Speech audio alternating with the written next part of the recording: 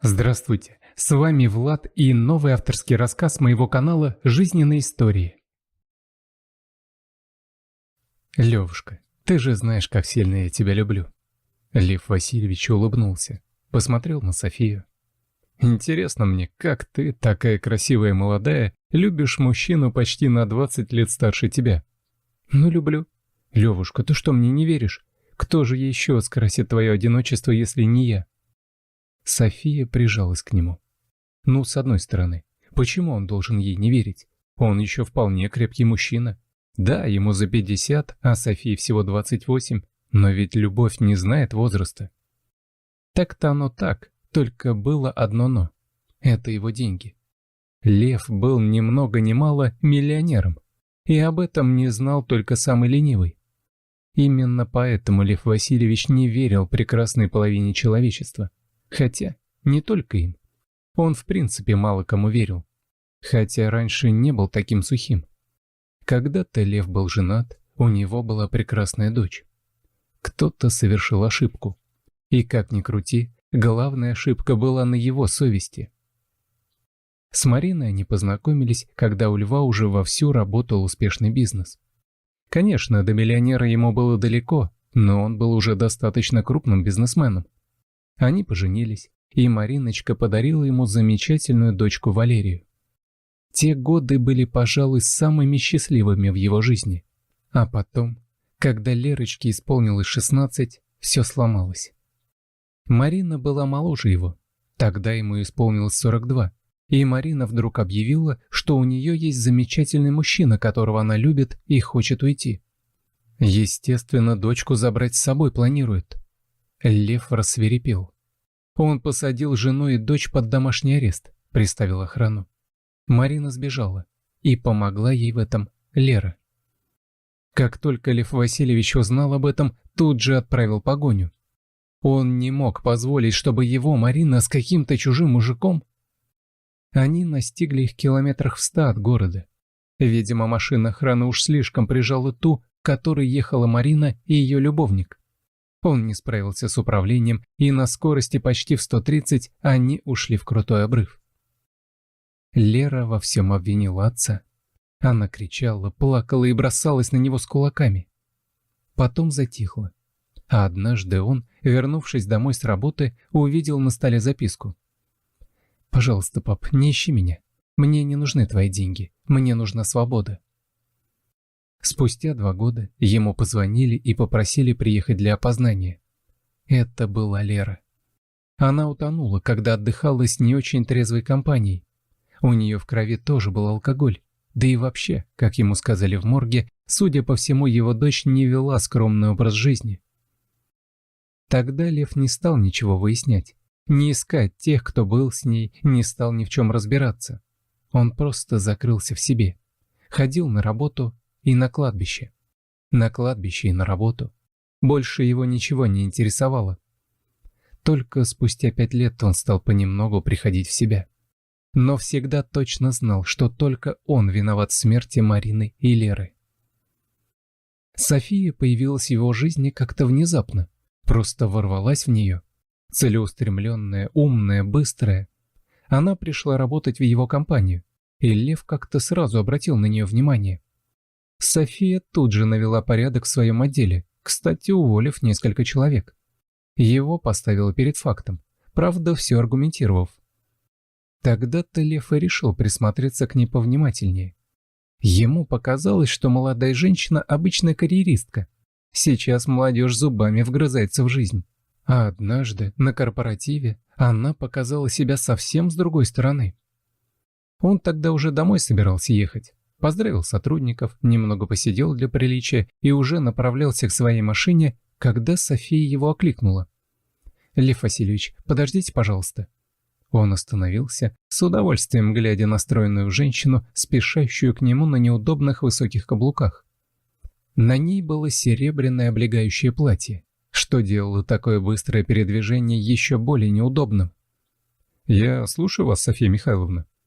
Она уставилась на него своими огромными глазами. «Вы же уезжаете? Не могли бы вы меня немного подбросить? Я оставила свою машину дома, а на такси в таком виде...» Конечно, я с удовольствием вас подброшу». Он галантно подставил ей локоть, и София буквально вцепилась в его руку. А потом едва слышно проговорила: «Прибило бы того, кто придумал все эти вечерние наряды». Лев Васильевич рассмеялся и с интересом посмотрел на нее. «Ну что же вы так? Девушки любят быть красивыми». Она так смешно закатила глаза, что мужчина снова расхохотался. Они не поехали тогда домой. Вернее, доехав до дома Софии, долго сидели в машине и о чем-то болтали. Потом решили, что самое время выпить по чашечке кофе.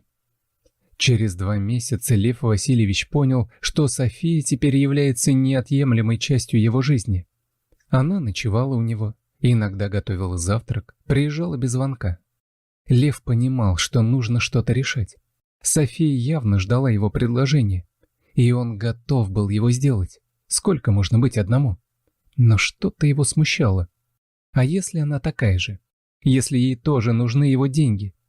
Конечно, у Софии была своя квартира, машина и хорошая зарплата, но это так далеко от его положения. Он сидел в кресле у камина. В руках была небольшая шкатулка.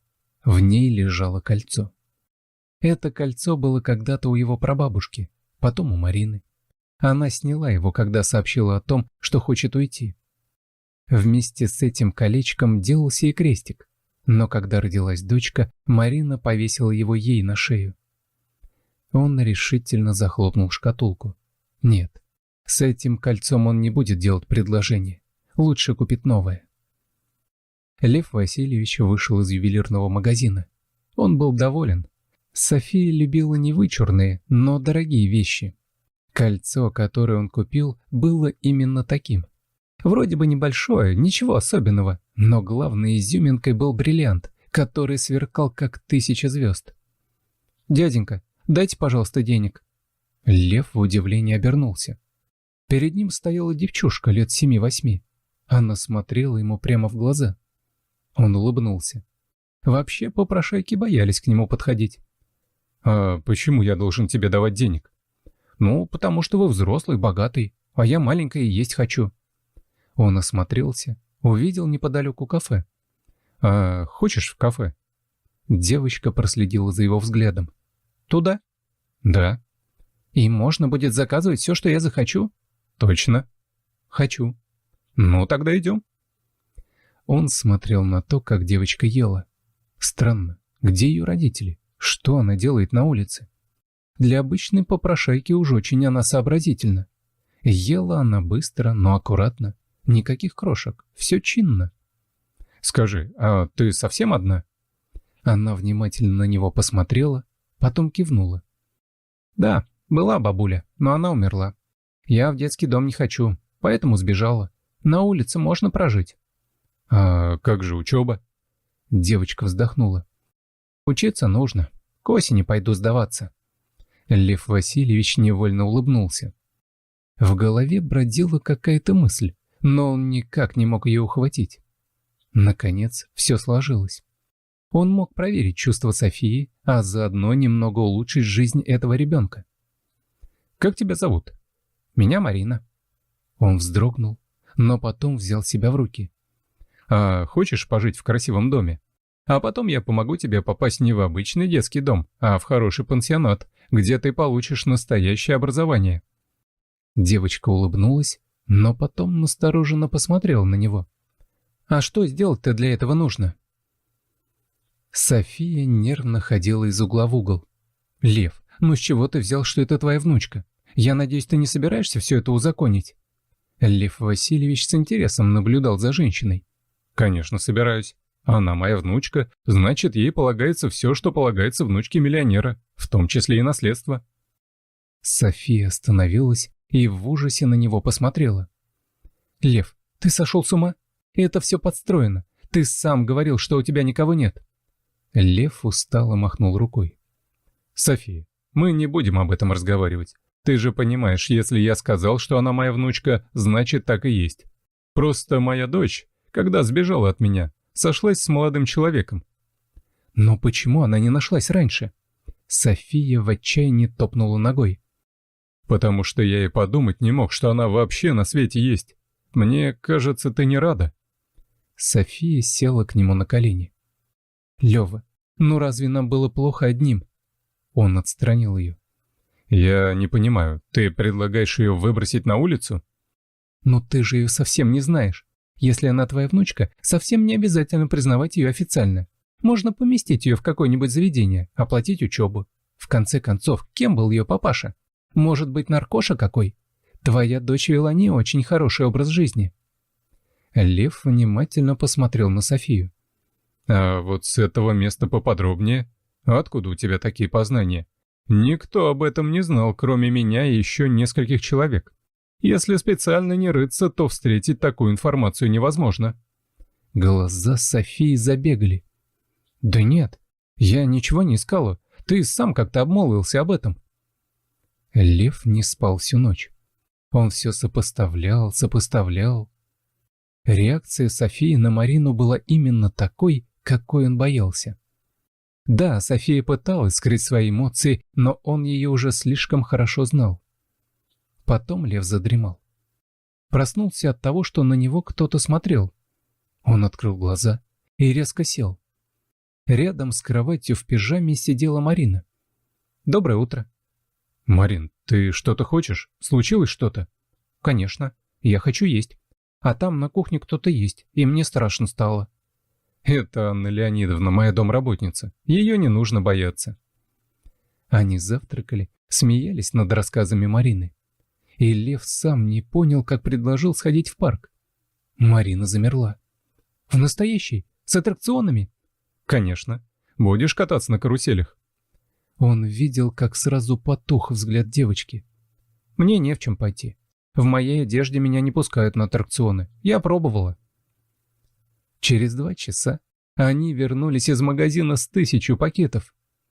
Анна Леонидовна заплела Марине волосы, а Лев Васильевич вздрогнул. Наверное, из-за обстановки вокруг, но ему на секунду показалось, что перед ним стоит маленькая Лера. Лев Васильевич смотрел на то, как Марина взлетает на веселых горках и хохочет, и думал о том, что за эту неделю, которую он попросил Марину пожить в его доме и сыграть роль его внучки, он, скорее всего, сильно привяжется к девочке. Ладно, он не будет об этом думать сейчас, все потом. Они решили возвращаться пешком.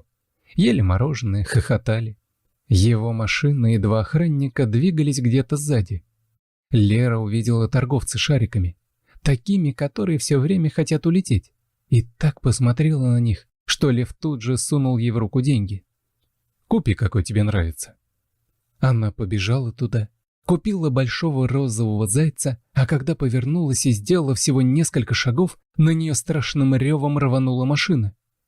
Заяц медленно улетал в небо, а машина скрылась за поворотом. «Марина! Марина! Скорую, бегом!» Льва трясло.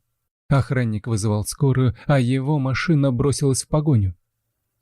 Из воротничка платья выскользнул красивый крестик на не очень чистой веревочке. Это был двойник того кольца, которое лежало дома у Льва Васильевича в шкатулке. «Ну, могло быть и хуже. Жить будет, хотя помяла девочку изрядно. Доктор, любые деньги, любые средства, только скажите...» «Лев Васильевич, я все понимаю, но у нас все есть, не переживайте. Можно мне к ней? На 5 минут только». Он смотрел на девочку. Да какой же он идиот! Она же и правда вылитая Лерка. Только как вообще такое может быть? Марина открыла глаза. Слабо улыбнулась. «Ничего себе погуляли». «Мариночка, скажи, откуда у тебя этот крестик?» «Мне мама его дала, когда куда-то ходила. Сказала, чтобы я никогда с ним не расставалась. Я маленькая совсем была, ничего не помню. А то, что с крестиком нельзя расставаться, помню». Лев закрыл глаза. Потом погладил девочку по руке. «Ты поправляйся. Я буду часто тебя навещать, и Анна Леонидовна тоже». Он только вышел, как к нему подошел охранник. «Мы догнали машину, но в полицию пока не заявляли». «Почему?» За рулем была София. Лев прикрыл глаза. «Понятно. Я сам напишу на нее заявление». Хорошо. Стой. Мне нужно все узнать о Марине. Не знаю, как ты это сделаешь, но если сделаешь, то до конца жизни не будешь ни в чем нуждаться. Я понял. Постараюсь. Лев Васильевич сидел на больничной койке и прижимал к себе Марину. Охранник, который появился только спустя 5 дней, говорил: Лера избежала только потому, что этот парень ее подначивал. Он надеялся, что вместе с Лерой его ждет веселая и безбедная жизнь. Но она отказалась от ваших денег, не хотела их просить. Тогда-то он ее и бросил. А Лера уже была беременна. Ее приютила какая-то старушка. Она помогала Лере, Мария Семеновна. Марина встрепенулась. Это бабуля. Потом Лера просто пропала. Заявить о пропаже бабушка не могла, потому что понимала, что Марину тут же заберут. Ну а потом сама в один день скончалась от сердечного приступа. Вот и все. Лев Васильевич крепче прижал к себе девочку. «Ты на самом деле моя внучка. Я никогда не думал, что буду настолько счастлив». Марина внимательно посмотрела на него. «А мне что, не придется ехать в детский дом?» Лев Васильевич рассмеялся. «Ну, конечно, нет. У тебя есть настоящий родной дед». Счастливее ребенка в этот момент вряд ли можно было найти. Если вам понравился рассказ, просьба поддержать меня кнопкой палец вверх. Для вас всего один клик, но для меня это очень важно. Спасибо.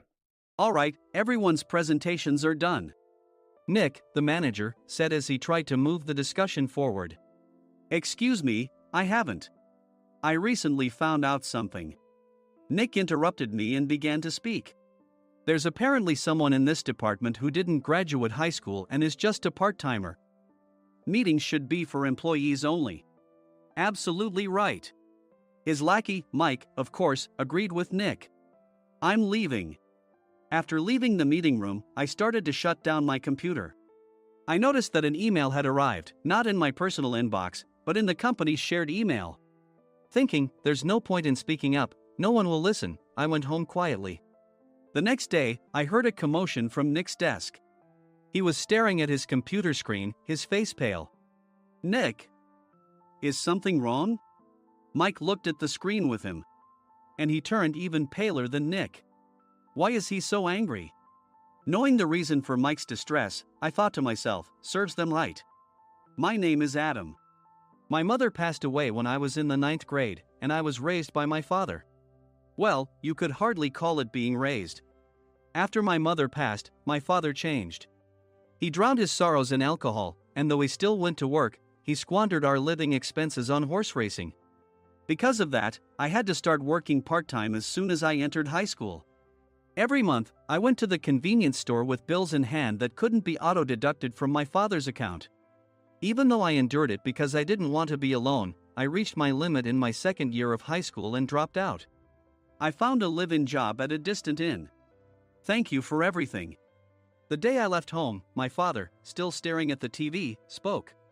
Take care. That was our last conversation. Back then, 18 wasn't the age of majority, so I needed my father's permission to work, and I couldn't hide my place of employment. Yet, my father never visited me even once. I kept working just to survive, and before I knew it, I was 42. Years of hard work paid off, and I was transferred to the headquarters. I was thrilled to be recognized by the company, as I thought I'd be working in the field until retirement due to my lack of formal education. Listen up. Our work can change the future of our employees. Don't drag us down. On my first day after the transfer, Nick, dressed in an expensive suit, spoke sternly. There was a reason for this. Our inn was located in a prominent tourist destination, known so well that everyone in the state could sing its commercial jingle. At its peak, we had 5 locations within the state. But that was long ago. Due to financial difficulties and aging facilities, only the place where I had worked for many years and the original establishment remained. I was prepared to lose my job anytime, but now there was a glimmer of hope. With the rise of social media, the tourist area where the inn was located started gaining attention again.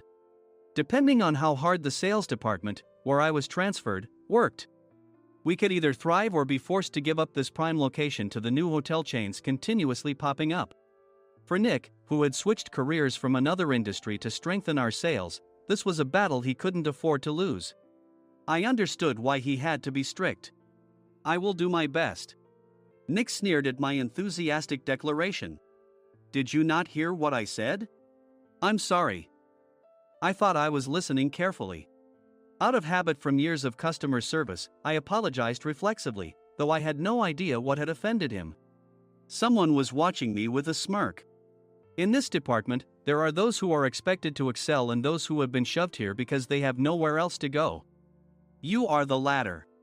It was Mike, the section chief. He's 7 years younger, at 35. But he was called to headquarters much earlier than I was and had been moving around within the headquarters ever since. I'm not jealous, but I can't accept that he's my boss.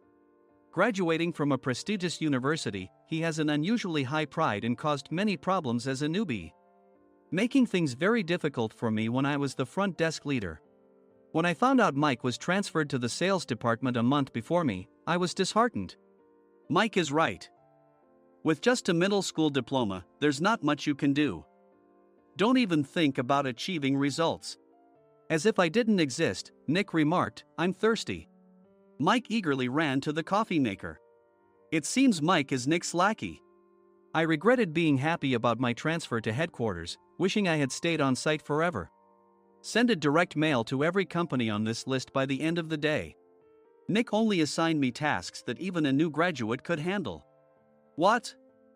There are over 1,000 companies. You want me to send to all of them by today? Yes, if you and your fellow misfits split the work, even those with nowhere else to go should finish by today. I glanced at the employees typing away expressionlessly. They were worn out from customer service, only thinking about leaving on time, or were women reassigned after having children, with zero motivation for work. Even Sam, a new graduate from the same university as Mike, who was supposed to be among the expected achievers, had no enthusiasm for the job, having joined the company wanting to do customer service. "I don't care what they say, I plan to quit any time," he said. Only Nick and Mike were highly motivated, making all the decisions between the two of them. I originally only wanted to work at the inn to survive and had no particular attachment to this job. I swallowed my words, thinking I had no right to reprimand them. About a month after the transfer, Nick told us with a frustrated look. "To commemorate the 50th anniversary, we've decided to create a plan exclusive for one group per day. Originally, Mike and I were supposed to come up with it, but our president, Mr. Thompson, insists on hearing everyone's opinions. So, you all get a chance." As Nick explained, Mike began handing out prints. Make sure not to embarrass Nick. If your ideas are half-baked, you'll have to redo them. It seemed that they had printed his handwritten notes by Mr. Thompson, which included several questions and a section for free responses. It made sense why Nick had to seek our input, given that all responses had to be submitted to Mr. Thompson. We were given a week to think about it, and a meeting was scheduled to compile our ideas. My plan is to let guests enjoy both the old and modern America. Nick began the presentations. Guests would watch a master confectioner at a nearby traditional sweet shop make sweets in front of them. The welcome drink would be premium tea in a bottle. Nick's plan was certainly attractive. After his presentation, Nick called on us to present in the order we were seated. Just as I stood up for my turn. "All right, everyone's presentations are done." "Excuse me, I haven't. I recently found out something." Nick interrupted me. "There's someone in this department who didn't graduate high school and is just a part-timer." He was likely talking about me. I joined the company as a part-timer and was made a full-time employee when I turned 20. That was 20 years ago, so Nick and Mike probably had no chance to know until recently. Meetings should be for employees only. Absolutely right. After that, Nick kept creating opportunities to solicit everyone's opinions, purposefully excluding me from speaking. The meeting unexpectedly heated up and went past the scheduled end time. A few people asked to leave, and the discussion continued with the remaining few. Still here? Normally, you'd leave in that situation. Though I had no attachment to the job initially, hearing kind words from customers made me want to make them happier. For someone like me, with nowhere to go, the inn was my home and customer service was my life. I felt pathetic about my current self. I'm leaving. I left the conference room and started shutting down my computer.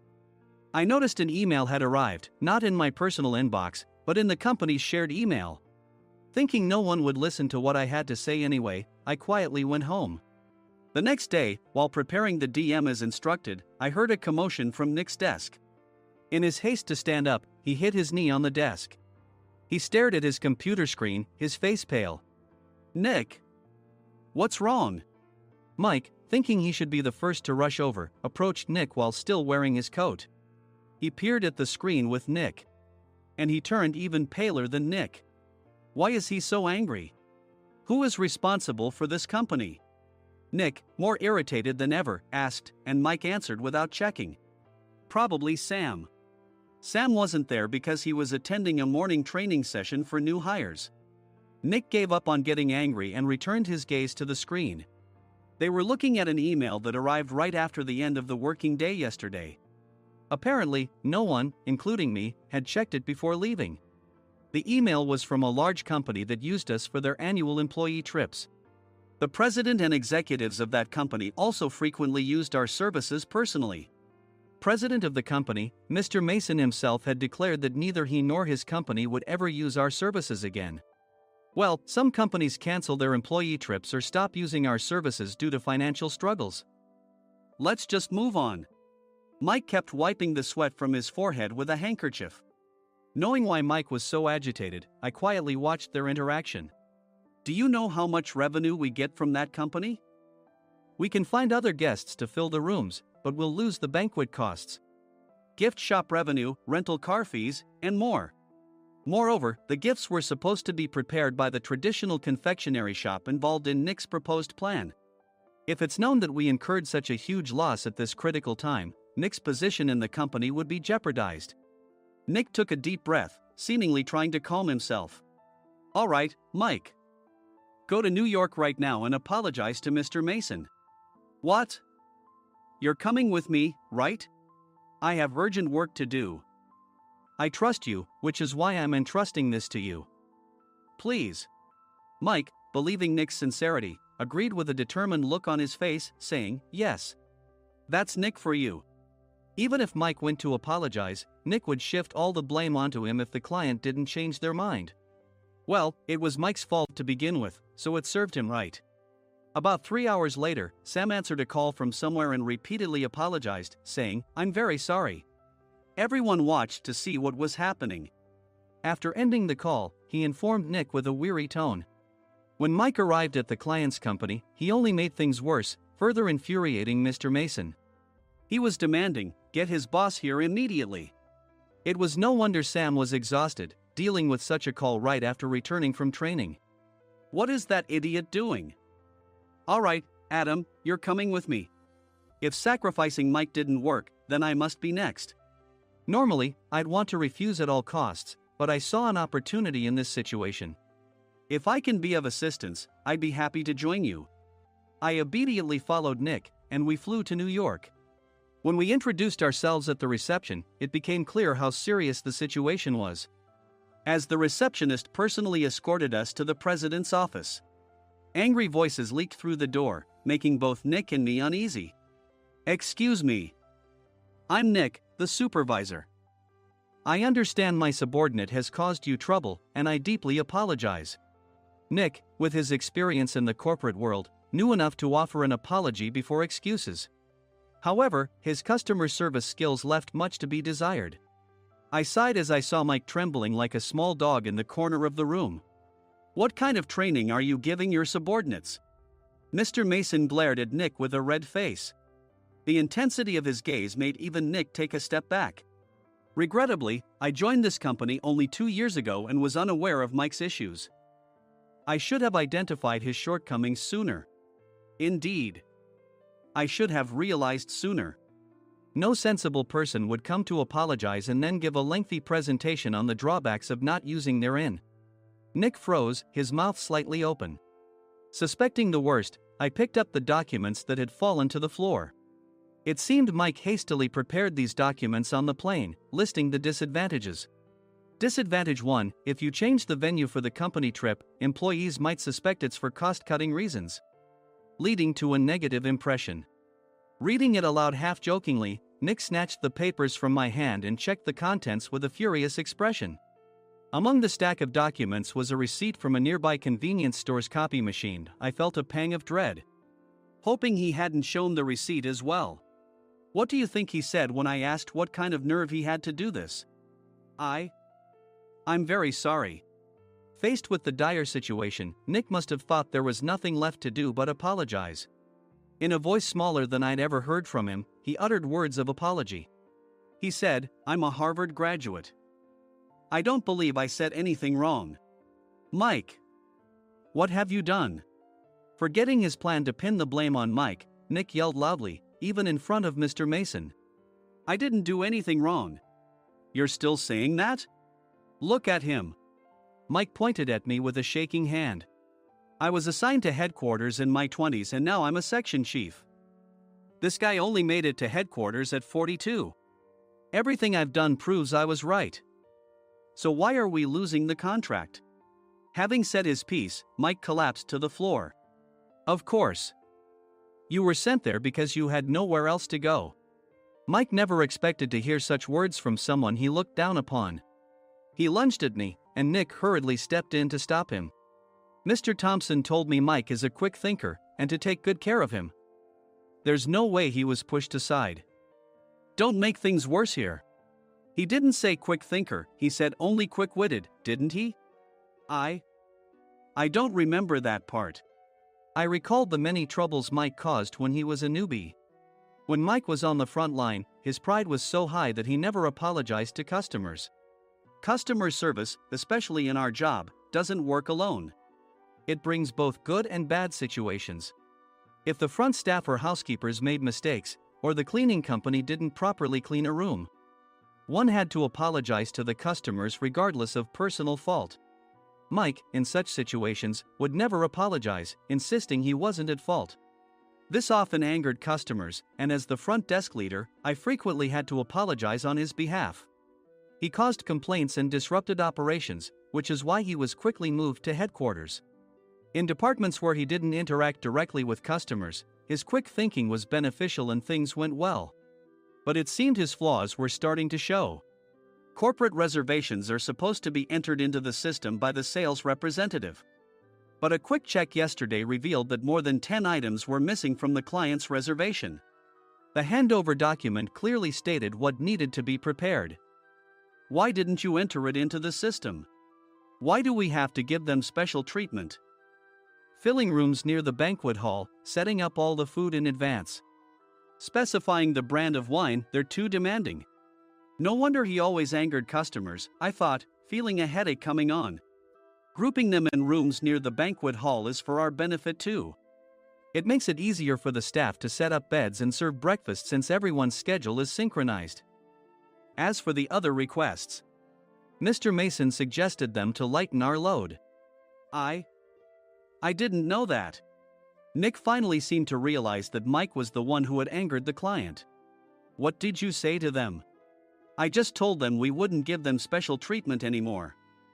We shouldn't waste effort on things that don't bring in money. I was utterly exasperated at his lack of understanding of customer service. Of course, we shouldn't comply with unreasonable demands. But carrying over successful practices from past stays makes customers feel remembered and enhances their experience. Good memories encourage repeat visits. That's part of our job. I looked down at Mike, who was sitting on the floor. In our job, nothing is a waste. Mr. Thompson likely moved you to the sales department, hoping you'd finally understand this. How do you think he feels now that you've failed to meet his expectations? Mike, tears in his eyes, fled the president's office. I was amazed he still hadn't apologized. You have it tough, Adam. It's okay, we're all employees of the same company. I deeply apologize for this disrespectful incident. Especially after all the care you've shown us. If it weren't for you, Adam, I really would have stopped staying here. When I heard you were moving to the sales department, I was willing to reconsider if you handled it. Seeing us talk so amicably, Nick's face contorted. Do you two know each other? Adam's service is excellent. I always requested him specifically. Normally, we don't accept specific staff requests, but we made an exception for Mr. Mason, adjusting my shifts accordingly.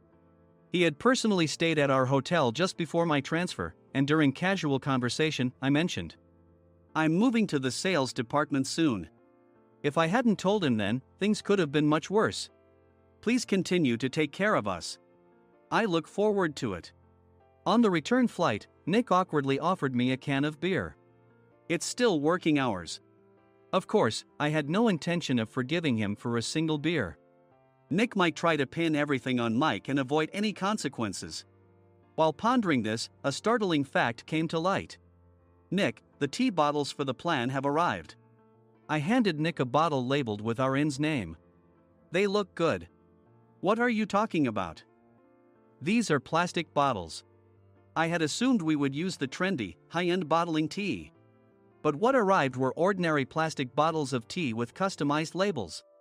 The only unique aspect was the label, which had the inn's name, making it look customized. Upon further investigation, I discovered that a substantial amount of money was set to be paid to the tea company. It was priced like bottling tea. Does this plastic bottle really cost $100 each? The tea inside is specially blended for us. The extra cost is for that. Wouldn't it be better to use another tea company? Or is there a specific reason we must use this one?" As Nick continued to make excuses, I showed him a printed email. I informed the tea company's president, Mr. Mitchell, that we discovered irregular payments and he confessed. He said you two were high school classmates and planned to split the extra money. That idiot. Why did he confess? That's not important. You should worry about yourself. This could turn into a police matter. Opening the bottle cap, I suggested. How about calming down with this tea? It supposedly has a relaxing effect. Nick drank the tea frantically. In the following days, decisions were made about their fates. Mike was reassigned to the General Affairs Department, with no chance of transfer or promotion, as per Mr. Thompson's orders. As for Nick, since the payment to the tea company hadn't yet been made, he narrowly avoided legal trouble. Instead, he was encouraged to leave the company, and to avoid further complications, Nick submitted his resignation. Rumor has it that connections between HR departments have made it difficult for him to find new employment. Even though it was good to have those two gone, something unexpected happened in the sales department. Everyone became motivated and united in refining the 50th anniversary plan. In the end, my plan was adopted. We collaborated with the Tourist Information Center to provide personalized guides. The plan, tailored to the number of guests, was truly special for the 50th anniversary. "Hey, is Adam's family coming to stay?" I immediately booked that special plan for my family. Sam noticed it on the reservation list and quickly picked up on it. "Yes, I'm inviting my father." "That's great. I might invite my parents too." I lacked the courage to face my father just as Adam. But here, with the confidence Mr. Mason praised, I felt ready. The 50th anniversary plan was a perfect opportunity to reconnect with my father. I hoped to bring back the days when we could laugh together as we once did.